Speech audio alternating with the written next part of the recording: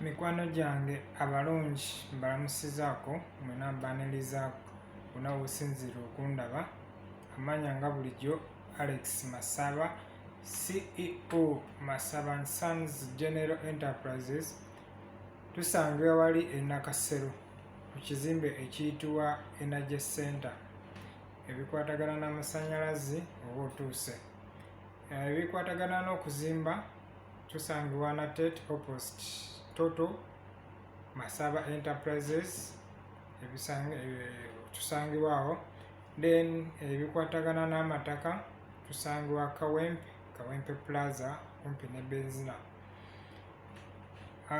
Olwaleero nzize nga nina ensonga bbiri, methods bbiri enjera omuntu gy'osobola okusevingamu ssente, more especially omuntu ali ku kyeyo, ebbanga lyewandimaze emyaka 2 ng'oli ku kyeyo. Essente zo osobola ozisevinga otya ne ziba nga zikukolera amagoba otuukira okudda Uganda nga at least ziba zizadde.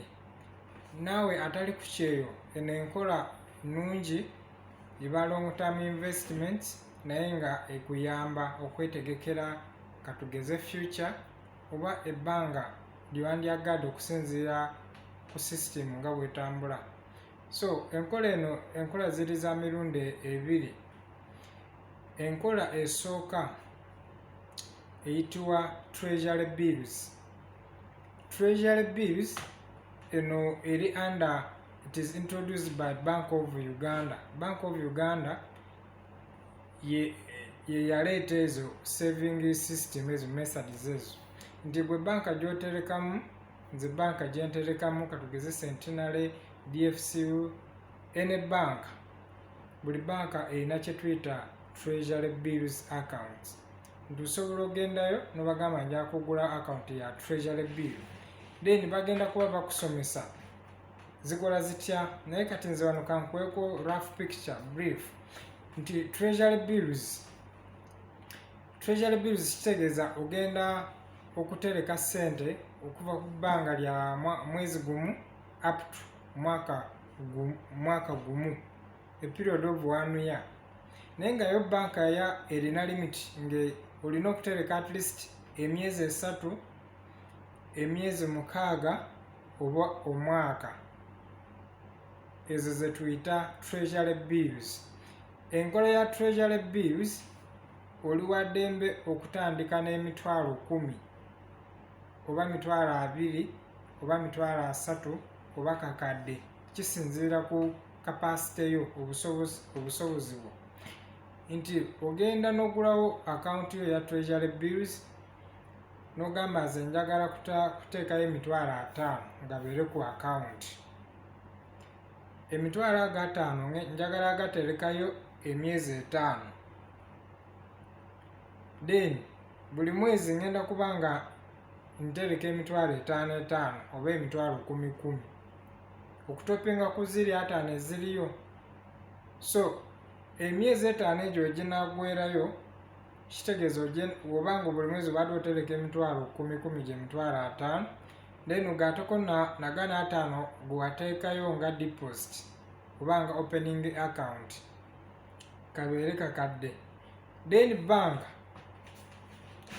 erina interest range percentage gye bakuteeramu, nti obanga mu bbanga eryo ly'emyezi 5 otereseeyo akakadde, which means bank egenda kubuulira interest sente meka ze bagenda kuteeramu.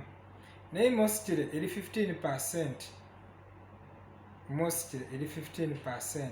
So eno enkola eri very safe, sente zo ziba secure, ziba zikola, teweeralikira nti ate waliwo agenda aziggyeyo oba zigenda kubula.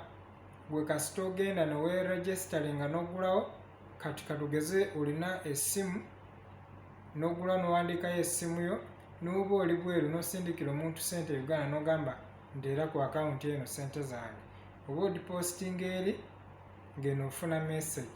Okusinga wogula obuguzi akawunti n'oterekako $5 million after emyaka 2 oba $10 million nga ziri awo zeebase, naye ovaayo nga like oguddewo treasury bills account nti sente z'oba oteekayo zonna ogenda kuva ku kyeyo nga sente ezo ziba zikoza amagoba. Okusinga ogamba nti kampeereze gundi sente azinterekere oluusi tomwesize, naye ogamba nti erayo sente zino ku akawunti ziba zigenda kubeera safe, ogenda kuba nga zikukolera amagoba ate nga ziri mu safe. Then ne tuba ne kye tuyita treasury bonds. Treasury bonds, it is the same saving method, naye ye ebeera long term period. Ndu yetandikira ku mwaka gumu, myaka 2, myaka 3, 8, 10 paka ku myaka 15. It is bonds. It means sente ziba zigenda kulwawo. So system kye kimu nti bw'ogamba nti kanzigula bonds zange za $1,000,000 ngenda kutereka okumala myaka 5 oba myaka 10, naye nga buli mwezi ngenda kuteekayo emitwalo 10 oba 15 nga tozijjaayo. Then ebbanga we linaatuukira ly'emyezi egyo gy'owaggulawo gy'owa limitinga, ogenda ng'ojjayo sente zo ne interest gye baba bakuteereddeko.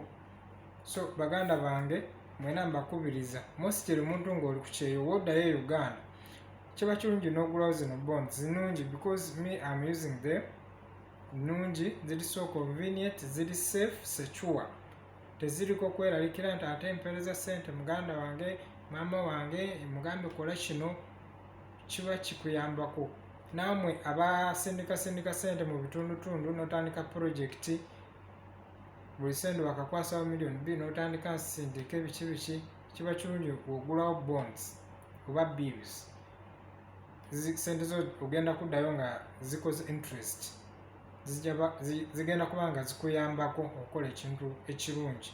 Nti otereke millions 5 oddeyo bakuteereremu amagoba oba $2,000,000 obe mu kitundu, ozijjeyo obeeko kyotandika nga oluusi oli ku ground. So zino bills zino nungi, gwe weena osobola okugenda ku banka yo n'obabuuza n'obagamba njagala kunsomesa about treasury bills and bonds. Teera oba abakola customer care service bajja kuwa obudde bakusomese olabe oyitawo oba toyitawo. Then ekirala waliwo fixed account.